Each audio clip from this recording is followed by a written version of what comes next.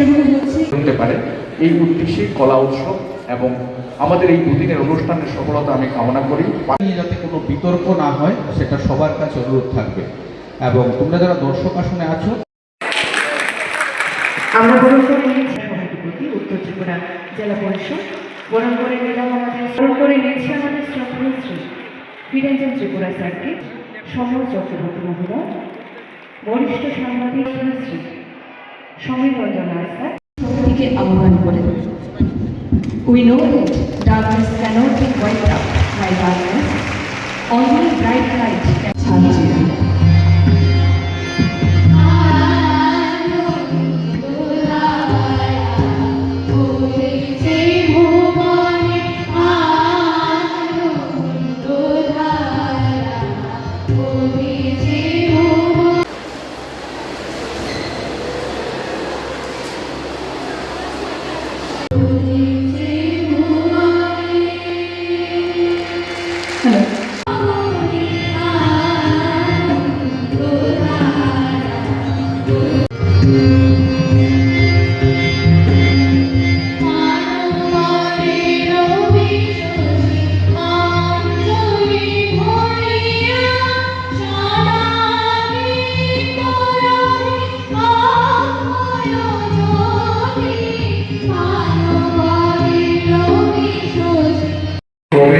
এবং তার উদ্দেশ্যটা কি?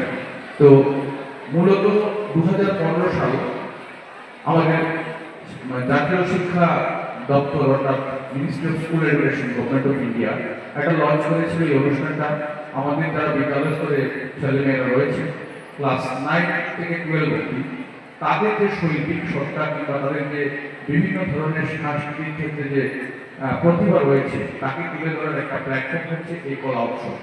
এবং এর মাধ্যমে আমাদের সারা ভারতবর্ষের সমস্ত বিদ্যালয়গুলোর ছেলেমেয়েদের একটা মেলবন্ধনের সুযোগ রয়েছে জাতীয় স্তরে।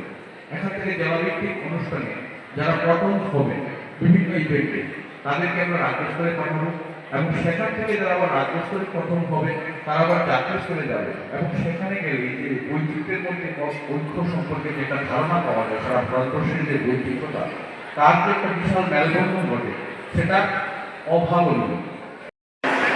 District education officer Shri Birendra Tripura মহোদয়, আমাদের মধ্যে উপস্থিত আছেন শ্রী সমর চক্রবর্তী মহোদয়, অত্যন্ত আমাদের সংস্কৃতি প্রিয় ব্যক্তিত্ব এবং বিশিষ্ট সাংবাদিক। আমাদের মধ্যে উপস্থিত আছেন তথ্য সংস্কৃতি দপ্তরের উত্তর ত্রিপুরা জেলা অধিকর্তা রিপন চাকমা মহোদয়, ওএসডি শ্রী সমীর রঞ্জন নাথ মহোদয়। আমাদের মধ্যে উপস্থিত বিভিন্ন স্কুল থেকে আগত প্রধান শিক্ষক শিক্ষিকাবৃন্দ এবং অন্যান্য ছাত্র শিক্ষক শিক্ষিকাবৃন্দ, আমার প্রিয় ছাত্রছাত্রী ভাই ও বোনেরা, প্রিয় সাংবাদিক বন্ধুগণ, আমি সবাইকে আন্তরিকভাবে শুভেচ্ছা জ্ঞাপন করছি। আমাদের দেশের যশস্বী প্রধানমন্ত্রী প্রতিনিয়ত পরিশ্রম করছেন এবং চেষ্টা করে চলেছেন যে আমাদের আগামী প্রজন্ম, আমাদের যুব প্রজন্ম যাতে কলার ক্ষেত্রে তারা যাতে পৃথিবীর মধ্যে একটা শ্রেষ্ঠ স্থান অধিকার করতে পারে। তার জন্যই তো নিউ এডুকেশন পলিসিও লাগু করা হয়েছে, যেটা থেকে আমরা হয়তো এক্ষণে এই মুহূর্তে আমরা তার লাভ পাবো না, কিন্তু আগামী দিনে আমরা এই নিউ এডুকেশন পলিসিতে আমরা যে অনুষ্ঠানগুলো করছি তার সার্থকতা আসবে আগামী দিনে, এটা আমরা বিশ্বাস করি এবং এটা হবে। আজকে আমাদের দেশ অনেকখানি এগিয়ে গেছে। আমাদের যে চিন্তাধারাই হচ্ছে আমাদের হৃদ গৌরবকে ফিরিয়ে আনা।